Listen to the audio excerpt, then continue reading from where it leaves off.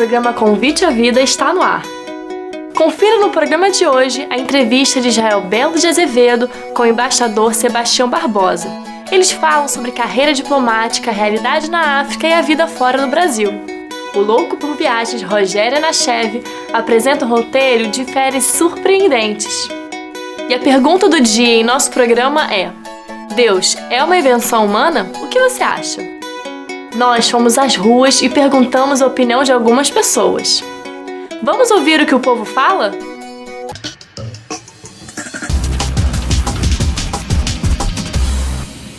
Estamos mais uma vez nas ruas com o povo fala e a pergunta de hoje é: Deus é uma invenção humana? Para mim, Deus é uma energia, a energia da criação, e representa todas as coisas boas da vida, a natureza. E para as pessoas é um conforto, né? Você pensar em Deus, ter uma fé.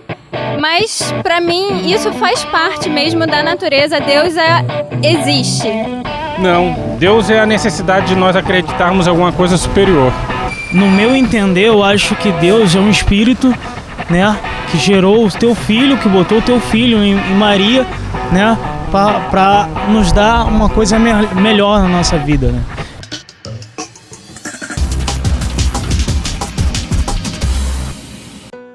Será que nós podemos crer em Deus? Eu tenho que ser honesto com você. Nós não podemos explicar Deus cientificamente, como se explica um objeto, um corpo. Nós temos que separar, então, as esferas da fé e da ciência. Temos que pensar em fé e ciência, fé e religião, como dois trilhos de uma linha de trem. Nunca se encontram, porque são campos diferentes. Com isso, podemos afirmar com toda clareza que não há conflito real, conflito verdadeiro entre ciência e fé. Francis Collins, que é o diretor do Departamento Nacional de Saúde dos Estados Unidos, disse algo para você pensar. Deus não está completamente contido na natureza. Logo, a existência de Deus está fora do alcance da ciência de compreendê-lo. Se não podemos entender e explicar cientificamente a Deus, também não podemos fazer isso filosoficamente, porque argumentos contrários e favoráveis estão na mesma balança. Agora, podemos pensar que a complexidade do nosso universo aponta para um Criador, que não só criou esse universo, como o sustenta ainda hoje. Para mim, a coisa é clara. Deus é uma questão de fé. Crer em Deus é uma questão de fé. Não crer também é uma questão de fé. No entanto, eu quero trazer para você dois argumentos filosóficos. Primeiro, o universo teve um começo. Quem o causou? Nem sempre o universo existiu. Segundo os cientistas, passou a existir a partir do Big Bang. Mas quem fez acontecer a grande explosão? A ciência não responde. A fé afirma. Foi Deus. Segundo argumento filosófico, o cosmo funciona segundo leis universais. Quem fez essas leis? A fé responde. Foi Deus. Agora vejamos alguns argumentos teológicos. Para mim, o mais bonito dele é esse. Deus se dá a conhecer. Deus se deu a conhecer, sobretudo por meio de Jesus Cristo. Então, se aceitamos que Jesus existiu, nós temos que afirmar que Deus existe. Jesus cria que Deus existia. Por isso, eu posso então lhe convidar a pensar assim: Deus é a melhor explicação. Os argumentos e evidências que apontam para a sua existência são muito mais plausíveis, mais racionais, posso dizer assim, do que aqueles que negam a sua existência. Os argumentos dão força à ideia de que Deus existe. Repito, que é a melhor explicação para a existência de tudo, a partir de um momento, num passado definido. Deus também é a melhor explicação para o ajuste preciso que Ele faz no universo, para que então, nesse tempo passado, surgisse a vida inteligente. Ele também é a melhor explicação para a existência de deveres e valores morais objetivos no mundo.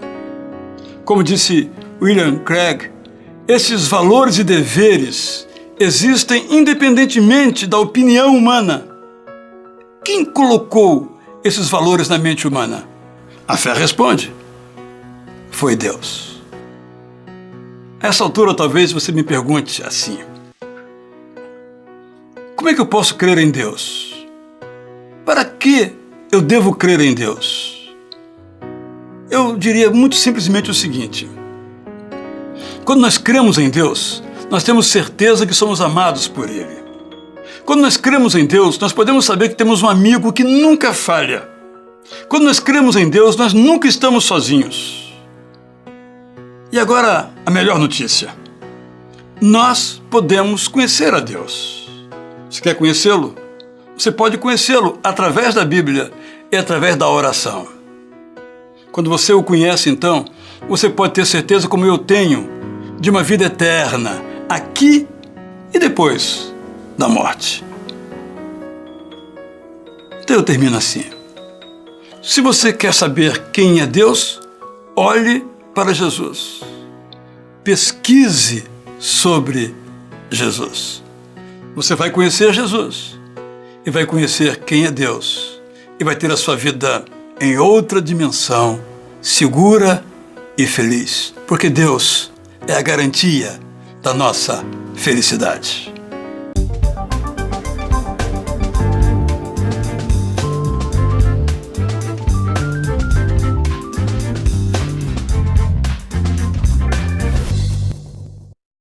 Participe do nosso programa respondendo a seguinte pergunta: Deus é uma invenção humana? Entre os acertadores, sortearemos o livro Deus está no controle, de Max Lucado. Para responder, acesse conviteavida.org.br ou escreva para nós no endereço Praça Barão de Corumbá, 49, CEP 20510-170, Rio de Janeiro, RJ. Confira os ganhadores no próprio site. Pois o controle tu estás, no controle tu estás, no controle tu estás, no controle tu estás. Escolher bem é saber construir o futuro. Colégio Batista Separ, localizado em uma imensa área verde no coração da Tijuca, conta com uma completa infraestrutura para possibilitar que nossos alunos possam vivenciar na prática o que precisam para transformar o mundo em um lugar melhor. Colégio Batista Separ, na Tijuca, há 105 anos construindo conhecimento, cultura e caráter. Matrículas abertas. Telefone 2105-0552.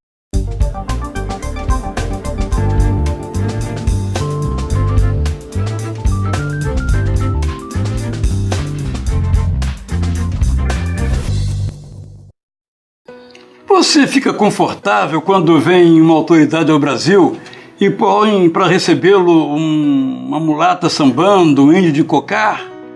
Você gosta? Eu não gosto. Mas esse é um assunto das relações diplomáticas, também de turismo, a imagem do Brasil, as ações do Brasil no Haiti. Será que o Brasil mudou o seu cenário, o modo como ele é considerado? Para nos ajudar nessa resposta, trouxemos hoje alguém que sabe tudo sobre diplomacia, porque é um diplomata. Aqui estamos com o cônsul Sebastião Neves, que tem atuado em tantos países através do Ministério das Relações Exteriores. É um prazer, então, Sebastião, recebê-lo aqui em nosso programa. O prazer é todo meu. Estou lisonjeado de poder participar desse programa de manter essa conversa, esse papo tão amistoso e, se possível, de trazer alguma informação de esclarecimento para o telespectador, a quem eu transmito a minha saudação. Eu vou começar com uma logo. Pelas suas andanças aí, que eu sei que não só a África, que o senhor é um africanista, mas pelo resto do mundo aí, Buenos Aires ainda é a capital do Brasil? Não, de maneira nenhuma. A imagem do Brasil no cenário internacional mudou muito nos últimos 10 anos.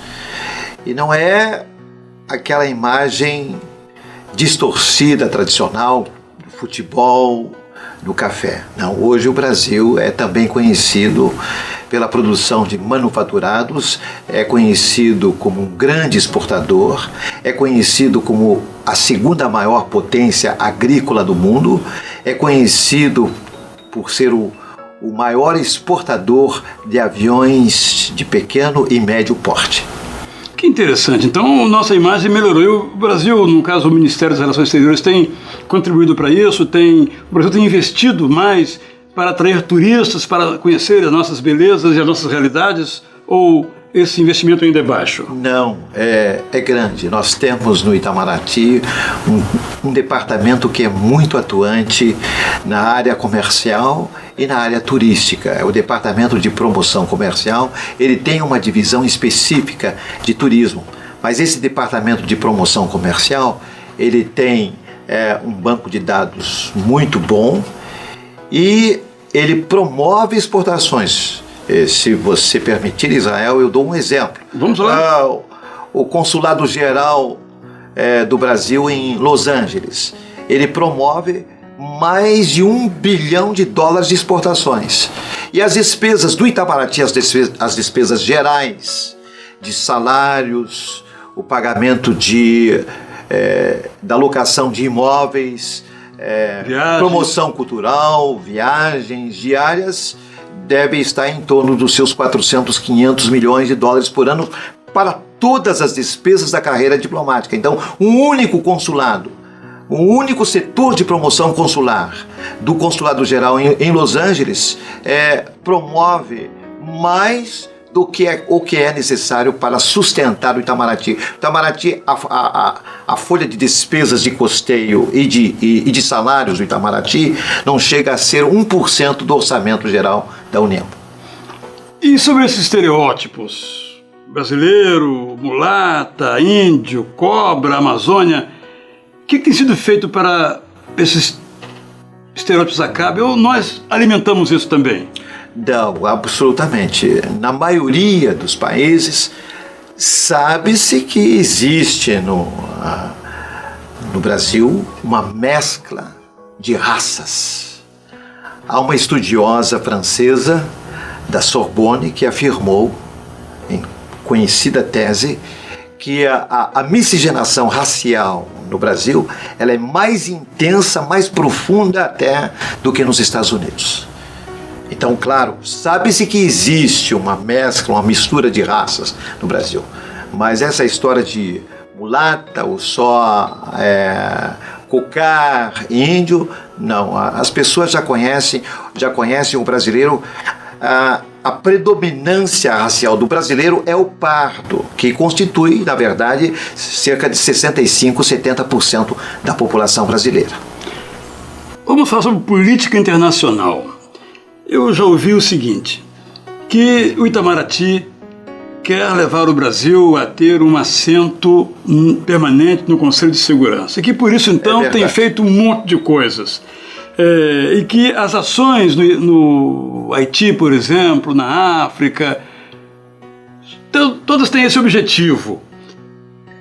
É válido o Brasil ter esse assento? Se o Brasil é um país de paz, para que ele quer se assentar lá no Conselho de Segurança da ONU, esse colégio tão restrito de pessoas e nações?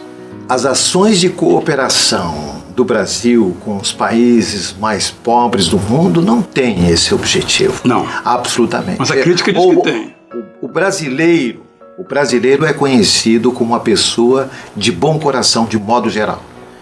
E o Brasil é conhecido como um país que reparte os seus conhecimentos e as suas riquezas agrícolas. os seus conhecimentos, as suas riquezas, o que ele obteve já na educação. Ele doou um exemplo, Israel. Sei. O Brasil construiu e doou uma fábrica de produção de remédios antirretrovirais a Moçambique. Não é por causa do voto para o assento permanente no Conselho de Segurança. É claro que nos interessa, veja.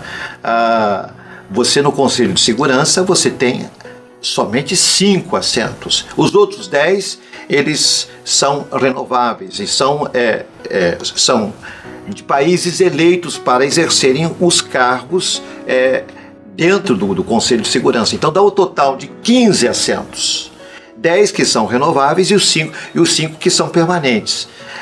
Mas eu vou lhe dizer uma coisa. Desde a Segunda Guerra Mundial, o Brasil sempre foi cogitado como o 6º país a ocupar um assento permanente no Conselho de Segurança e quase chegou a ocupar logo depois da sessão especial da Assembleia Geral, ou quando houve a partilha da Palestina e a criação do Estado de Israel.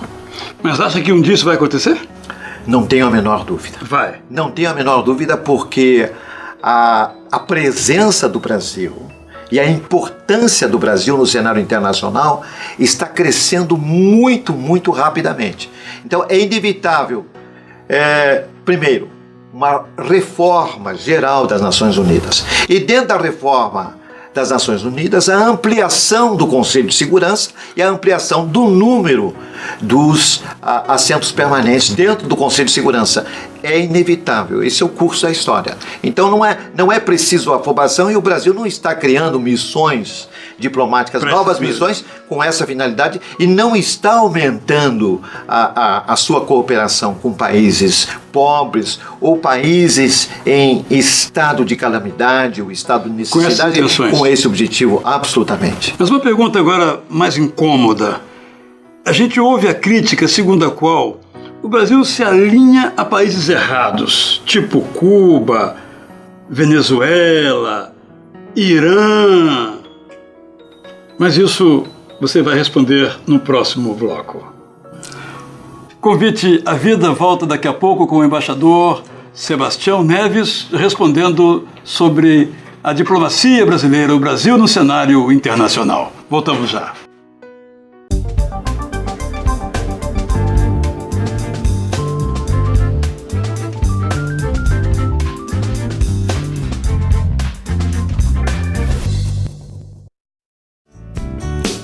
Pois o controle tu estás, no controle tu estás, no controle tu estás, no controle tu estás.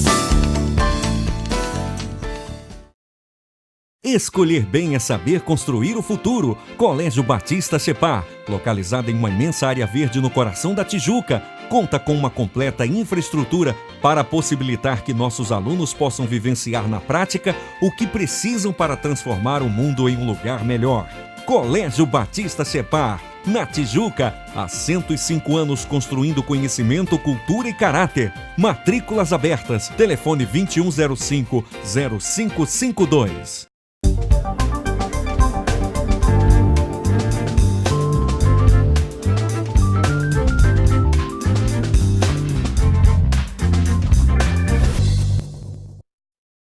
Convite A Vida está de volta, falando hoje sobre o Brasil no cenário internacional. Estamos aqui com o embaixador Sebastião Neves e eu perguntei a ele se o Brasil não tem feito escolhas erradas, apoiando países como Irã, Venezuela, Cuba. Então, conselheiro, o Brasil tem feito escolhas erradas? Não, de maneira nenhuma. O Brasil procura manter um relacionamento bom, um relacionamento quando possível, profundo, de bom entendimento com todos os países no mundo. Independentemente da ideologia. Independentemente da ideologia. O Brasil quer ter bom relacionamento com todos os países do mundo. Então, e aí, veja, o caso, você mencionou Israel. o caso do Irã. Não cabe fazer o isolamento do Irã. Como é que você vai dialogar e influenciar um país se você isola o país? Ou o caso da Venezuela, que agora pertence também ao Mercosul. De maneira nenhuma. Ele agora é um parceiro mais próximo, é um parceiro fronteiriço do Brasil. É um país com o qual o Brasil quer ter um relacionamento bem estreito, bem num patamar até melhor do que com outros países da Europa ou da Ásia, pela proximidade, pela importância estratégica que tem a Venezuela para nós. Falou sobre importância estratégica. Mas qual a importância estratégica do Brasil se aproximar da África? Para nós é essencial, Israel. Veja, nós temos uma vinculação com a África muito estreita. Os nossos antecedentes históricos, culturais, raciais. É muito importante para nós manter laços políticos, diplomáticos, comerciais, econômicos com todos os países, os 53 países do continente africano. Apesar das grandes dificuldades porque vive o continente, o senhor viveu lá há muito tempo, tem tido missões lá permanentemente, certamente vai ter mais alguma próxima missão que o Itamaraty vai lhe dar. O que explica essas situações em alguns países da África, boa parte deles, de tanta guerra e também de tanta fome? Qual é o problema da África? Desses países com problemas, digo eu. Eu diria, veja, que o problema surgiu na época do colonialismo da África. Você sabe, Israel, as potências europeias dividiram a África em áreas de influência. Bem arbitrária e aleatoriamente, né? Arbitrariamente. E depois, quando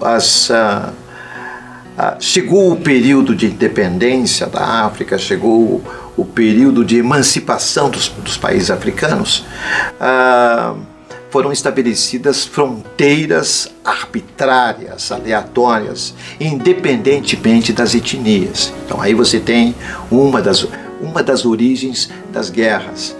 Outra foi a questão da educação. Muitas vezes a educação não era fornecida, não era educação de bom nível nos países que eram dominados pelas potências europeias para que o domínio pudesse continuar indefinidamente. Então, você tem várias razões.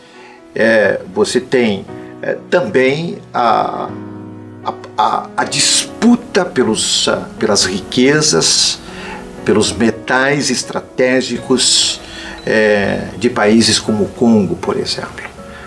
Sabe-se que o Congo ele tem os metais estratégicos que fazem parte da composição de celulares ou de urânio, muito ouro, muita platina, e a muito disputa cobre. É ferrenha. A disputa entre hoje as potências econômicas, comerciais, políticas e o interesse de que uma área conflagrada permaneça em situação de guerra porque o proveito é maior. Que tragédia. Diz-me uma coisa, a gente começou nossa entrevista falando de imagem. Eu mencionei que às vezes a Europa, por exemplo, tem uma imagem negativa do Brasil já se desfazendo, felizmente. Mas será que nós aqui no Brasil também não temos uma imagem negativa da África que também não corresponde à realidade? Nós também não estereotipamos o continente africano? É verdade.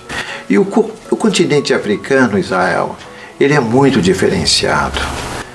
Você pega um país como Guiné-Conakry, reconhecidamente é um país pobre, é um país carente, é um país que tem muitos recursos, mas é um país que tem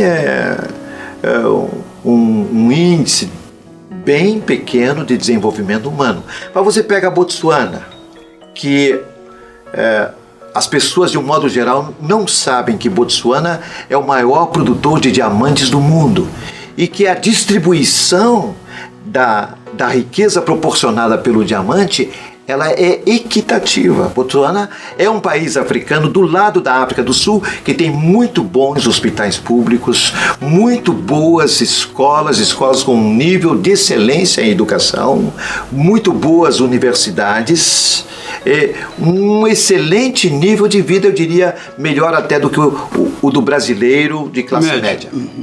Então, veja, são várias Áfricas, na verdade, são 53 países. Há que diferenciar duas grandes regiões: os países da África do Norte, que nós chamamos os países do Maghreb, e os países da África subsaariana ou da África Negra. Então, mesmo nessas duas grandes regiões existem diferenças muito grandes. Você tem na região do Maghreb países que são, do ponto de vista da agricultura, bem desenvolvidos, que é o caso do Marrocos, e você tem países que são muito dependentes do turismo, e hoje é o caso do Egito, e hoje é um país que está tendo problemas e conflitos sociais tremendos, apesar de ter passado pela chamada Primavera Árabe, apesar de ter tido eleições livres. Na África Negra você tem o caso de Botsuana, que tem um padrão de vida muito, muito bom, eu diria uma renda per capita de 17, 18 mil dólares por habitante por ano. A Namíbia também é um país onde você não vê traços de pobreza, você não vê em Botsuana ou Namíbia pedintes nas ruas, você tem um padrão social e uma distribuição muito boa das riquezas que eles possuem. Mas, por outro lado, você tem na parte leste a Tanzânia, com grandes riquezas minerais e ainda em condições de pobreza. Tudo isso você conheceu ao vivo graças à carreira diplomática. Verdade. Então nós vamos fazer um intervalo agora. Eu vou chamar uma estudante de ensino médio que lhe vai fazer perguntas sobre a carreira diplomática. Então, se você tem interesse para você, para um filho seu, fique conosco e voltamos falando sobre carreira diplomática aqui com o nosso conselheiro, nosso diplomata Sebastião Neves. Convite a Vida volta já.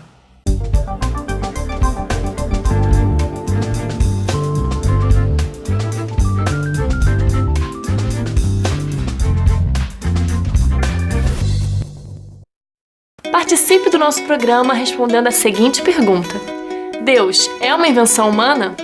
Entre os acertadores, sortearemos o livro Deus está no controle, de Max Lucado. Para responder, acesse conviteavida.org.br ou escreva para nós no endereço Praça Barão de Corumbá, 49, CEP 20510-170, Rio de Janeiro, RJ. Confira os ganhadores no próprio site. Pois o controle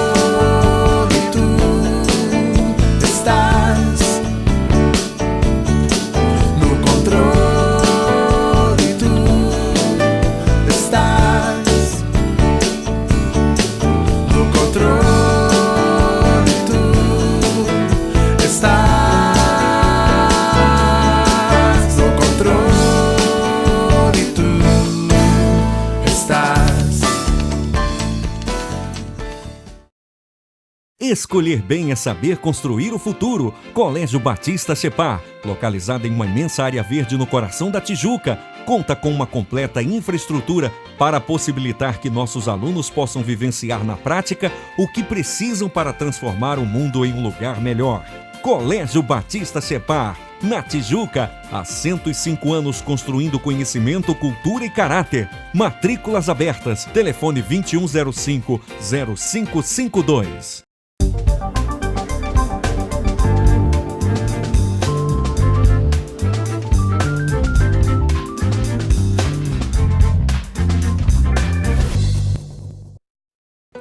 Convite à Vida está de volta falando sobre Brasil no cenário internacional e agora vamos falar especificamente sobre a carreira diplomática, que eu sei que interessa a você e ao seu filho.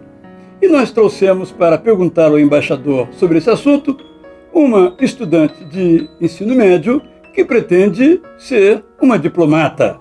Está conosco aqui a Anete dos Santos. Então você quer seguir a carreira diplomática? Como é que surgiu isso no seu coração, esse desejo? Sim, na verdade, tudo começou com a ideia de ser uma jornalista.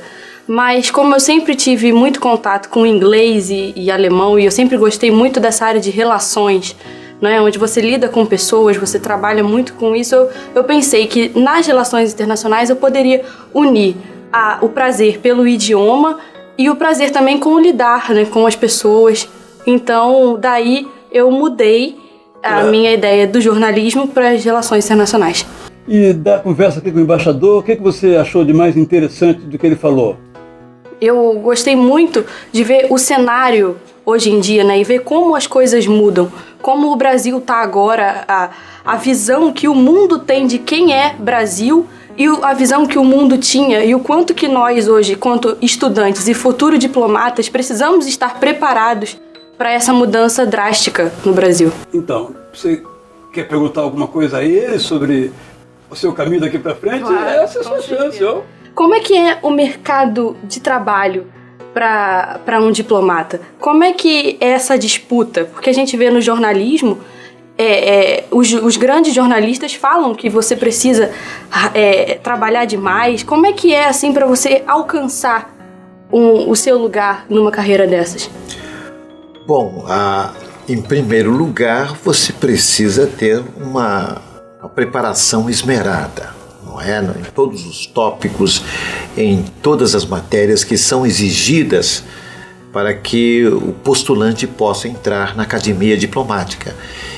Mas me parece que você já está bem orientada nesse sentido. Em primeiro lugar, porque vejo você é uma jovem estudante ainda do nível secundário, com muita desenvoltura. Fala direitinho, ela, né? Fala direitinho. Veja que normalmente todo diplomata, ele formula as suas frases com sujeito, predicado e complemento, é o que ela faz já. Exatamente. E falou nos idiomas. E o idioma é justamente, Anete, o instrumento de trabalho do diplomata.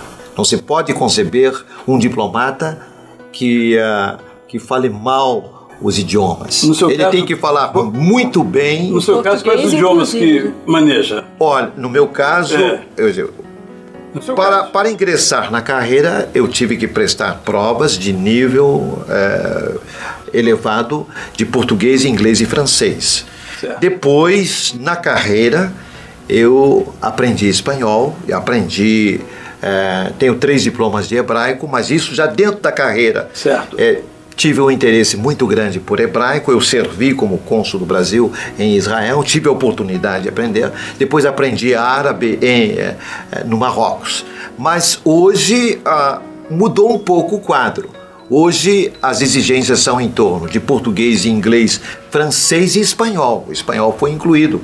Veja que na América do Sul, Anete, o Brasil é o único que não fala espanhol. Então nós estamos cercados pelos hermanos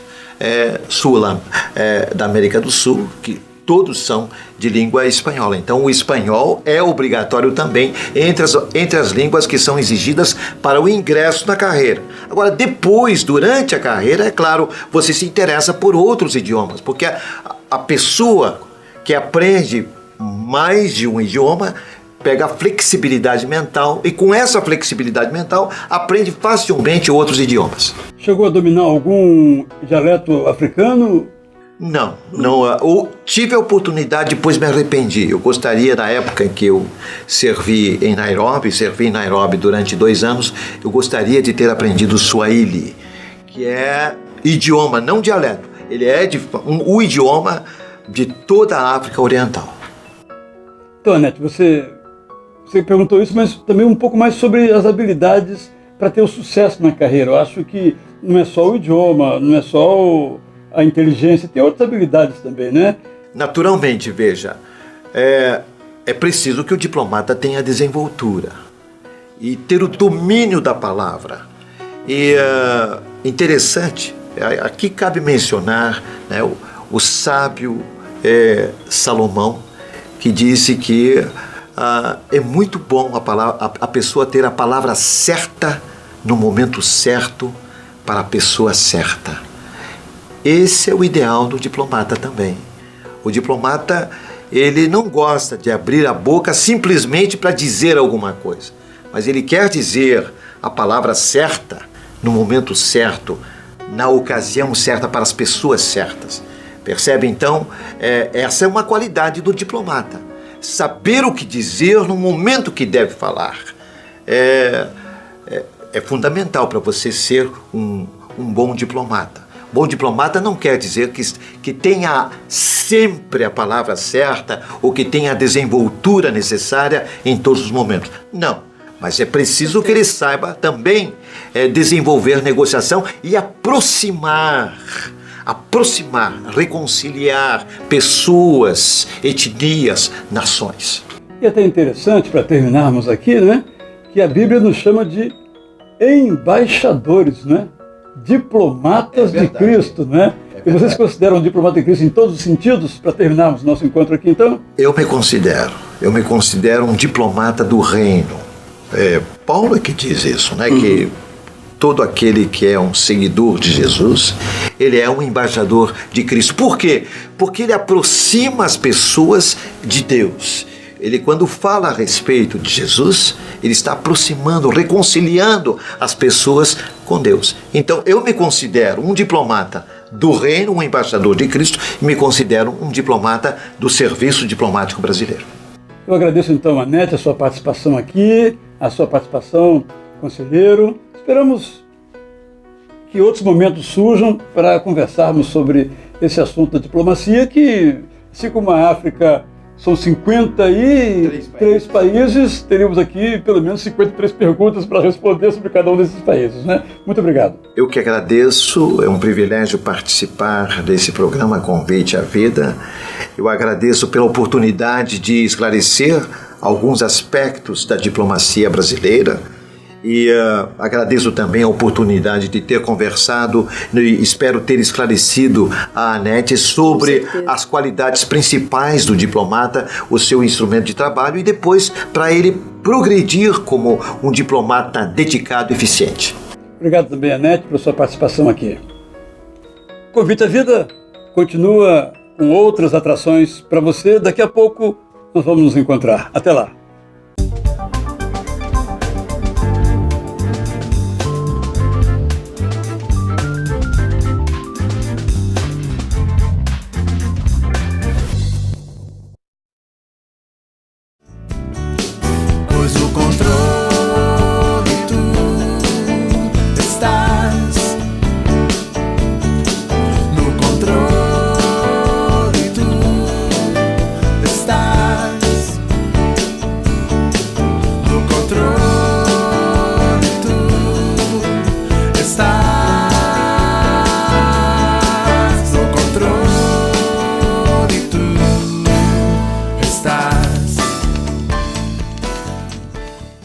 Escolher bem é saber construir o futuro. Colégio Batista Separ, localizado em uma imensa área verde no coração da Tijuca, conta com uma completa infraestrutura para possibilitar que nossos alunos possam vivenciar na prática o que precisam para transformar o mundo em um lugar melhor.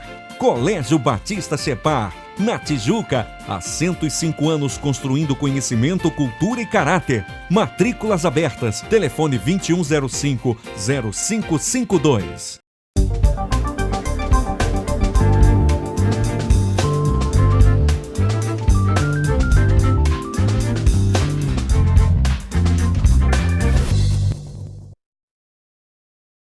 Confira agora o quadro Louco por Viagens e, a seguir, o informativo da Junta de Missões Mundiais. E, ao final, não perca uma linda mensagem bíblica para você.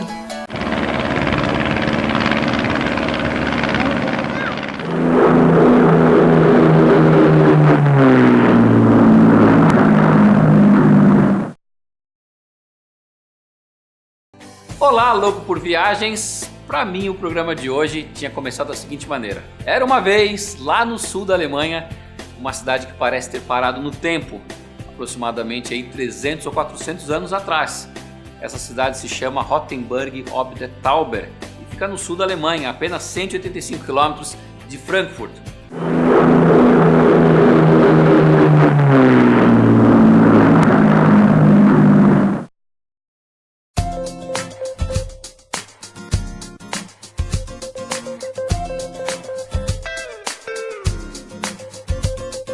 atrai turistas todos os anos por ter conseguido preservar as construções desde a época medieval. Nessa cidade vive um pouco mais de 10 mil habitantes e ela é uma das paradas obrigatórias para quem vai fazer a rota romântica entre as cidades de Wurzburg e Füssing. Na minha opinião, é a cidade medieval mais bonita que eu já conheci na minha vida.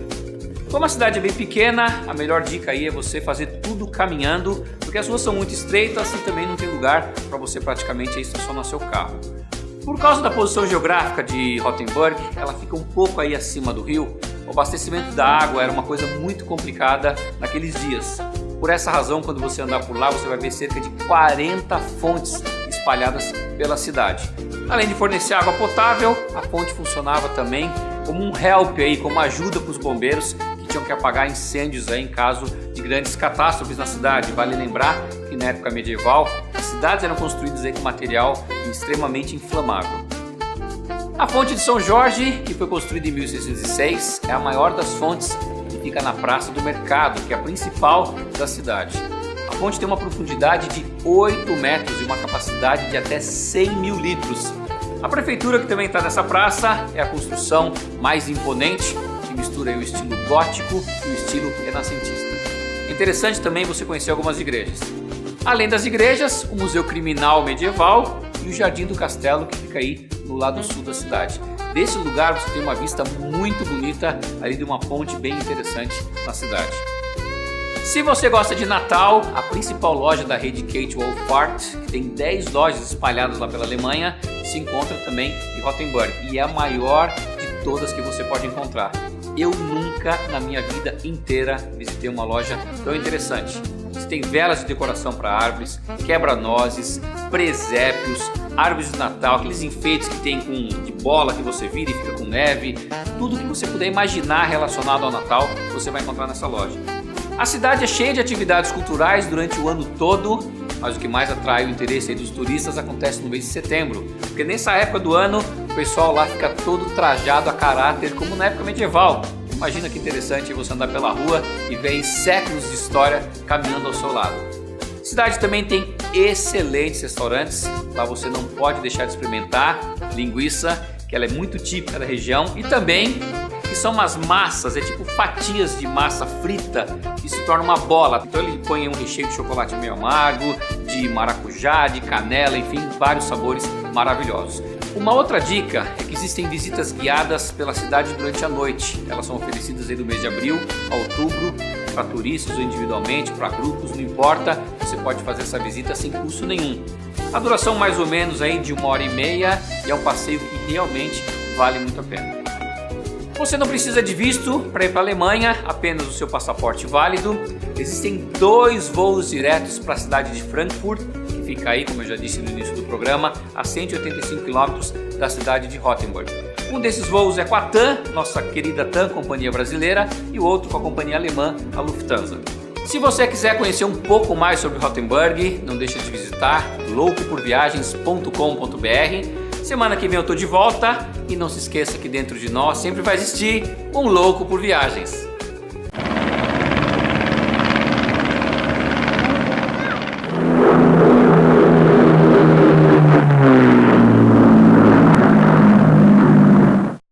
A Europa enfrenta uma grave crise econômica e religiosa. A escassez de bens tem abalado a fé de muitas pessoas. É nesse cenário que os missionários da Junta de Missões Mundiais trabalham com muita dedicação e perseverança.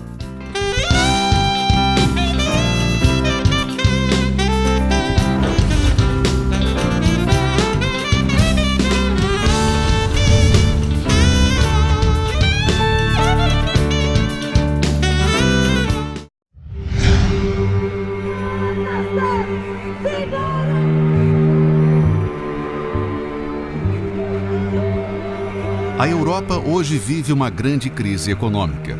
Um caos que afeta profundamente as pessoas, trazendo sofrimento e desesperança. Hoje é o continente do mundo com o menor número de evangélicos. O lugar onde as igrejas menos crescem e onde é mais difícil ganhar pessoas para Jesus. Eles viveram muitos anos submetidos a uma religião cristã, onde as pessoas não viveram o cristianismo, onde os líderes não ensinaram verdadeiramente o cristianismo. Talvez eu use uma palavra forte e desagradável. Nós trabalhamos com o vômito do cristianismo. O que quero dizer? O cristianismo já entrou aqui e o cristianismo também já caiu neste lugar. As pessoas esqueceram de Deus. Dos países afetados pela crise, Portugal é um dos que mais sofrem. Distante do tempo quando suas caravelas atravessavam os mares em busca de riquezas, o país empobrece. Muitos tiveram de mudar o estilo de vida e a depressão se tornou um problema de saúde. No consultório vou tendo, graças a Deus, oportunidades para falar aos meus doentes que apresentam sintomas claros de ansiedade, de dificuldade em dormir, depressão, às vezes depressões muito significativas, e tendo a oportunidade de dizer a essas pessoas que a solução não está num comprimido, num remédio, a solução não está numa dieta, num tratamento, a solução está em encontrar a verdadeira razão de viver. Portugal foi o primeiro campo missionário dos batistas brasileiros. Ao longo dos anos, dezenas de missionários foram enviados, mas o país continua sendo uma semeadura que custa dar frutos. As igrejas evangélicas têm, em média, 50 membros e há falta de vocacionados nos seminários. Nota-se um desinteresse daqueles que já são cristãos. Depois nós temos um problema geral, que é o secularismo, quer dizer, o interesse das pessoas pelas coisas materiais, pela sua vida mundana, preocupação com as suas carreiras, preocupação com a sua vida material. E, de facto, não há verdadeiro empenhamento na vida cristã.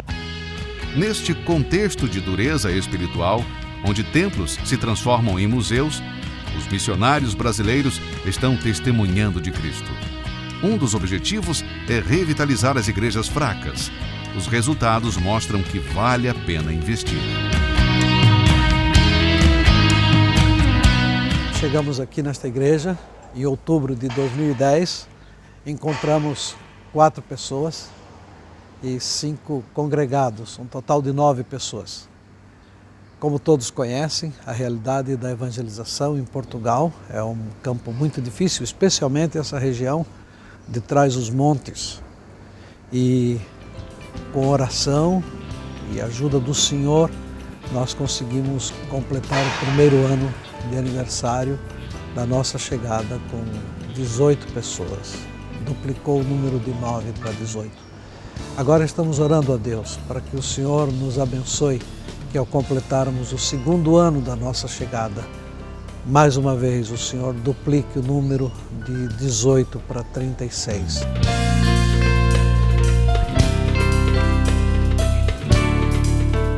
Ajude o povo europeu a encontrar esperança e vida através de Jesus.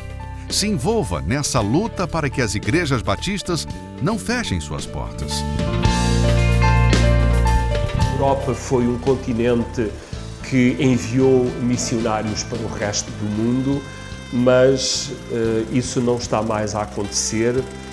Nós precisamos agora de ser evangelizados. Algumas pessoas dizem que a própria igreja precisa de ser evangelizada. Ajude na revitalização das igrejas europeias, assumindo um compromisso de oração pelos missionários. Sem vocês seria impossível nós estarmos aqui.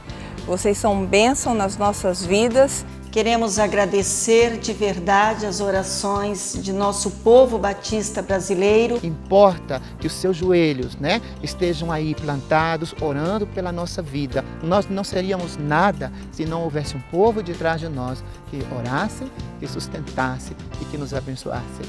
Eu sei que o êxito do nosso ministério em missões mundiais se deve à vossa dedicação.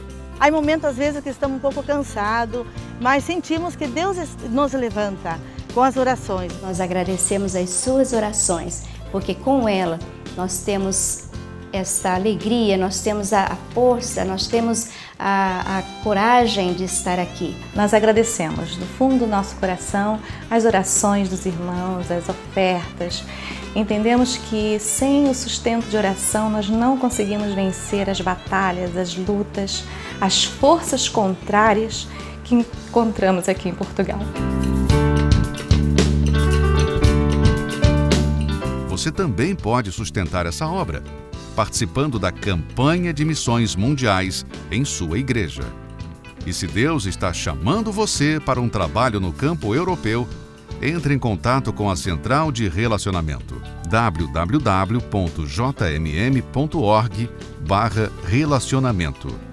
Não fique de fora do que Deus está fazendo no mundo. Conheça os demais campos de atuação da Junta de Missões Mundiais. Envolva-se.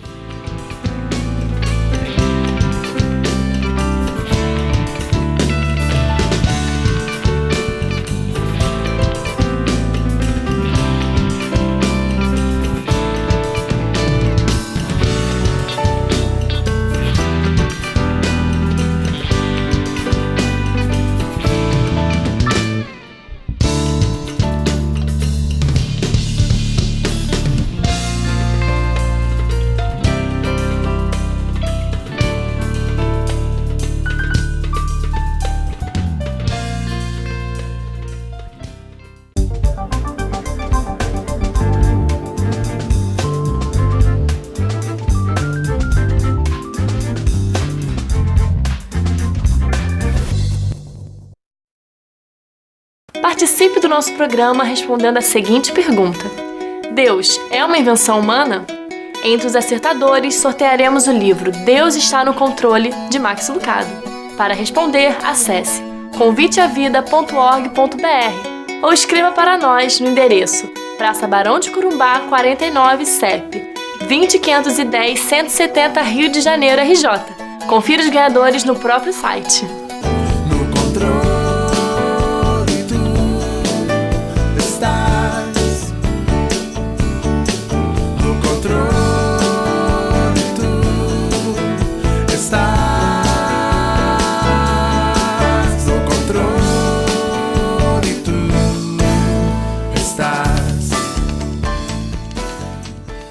Escolher bem é saber construir o futuro. Colégio Batista Separ, localizado em uma imensa área verde no coração da Tijuca, conta com uma completa infraestrutura para possibilitar que nossos alunos possam vivenciar na prática o que precisam para transformar o mundo em um lugar melhor.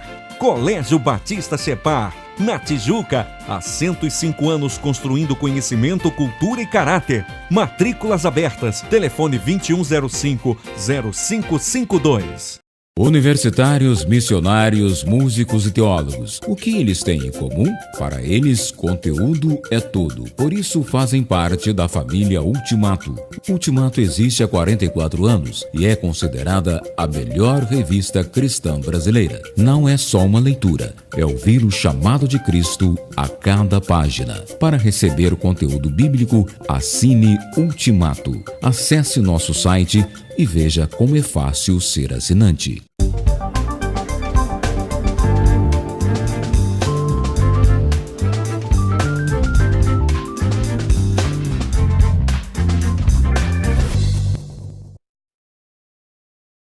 Você é persistente ou desanima logo ao menor obstáculo?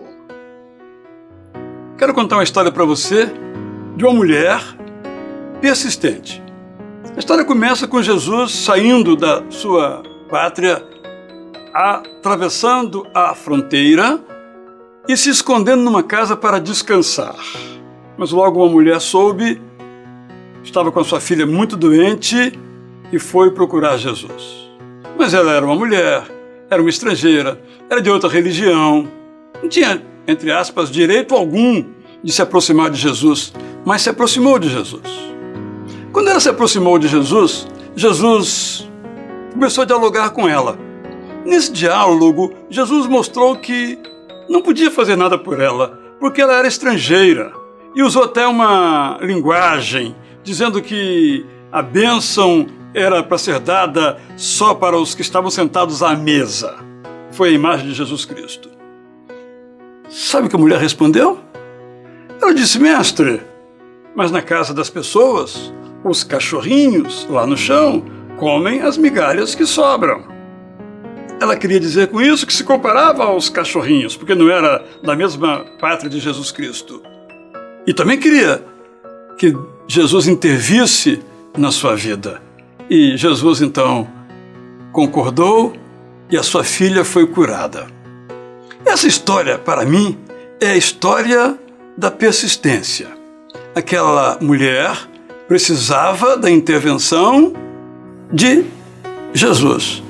E quando surgiu o obstáculo, não se impediu, prosseguiu, dialogou, contra-argumentou, fez o que devia ser feito. E o resultado foi a cura da sua filha. Então você e eu, se aplica a cada um de nós. Estando nós diante de dificuldades que nós não conseguimos resolver, nós temos que persistir. Não desistir ao menor impedimento, mas continuar. Na vida que podemos chamar de espiritualidade com Jesus Cristo, isso é verdade.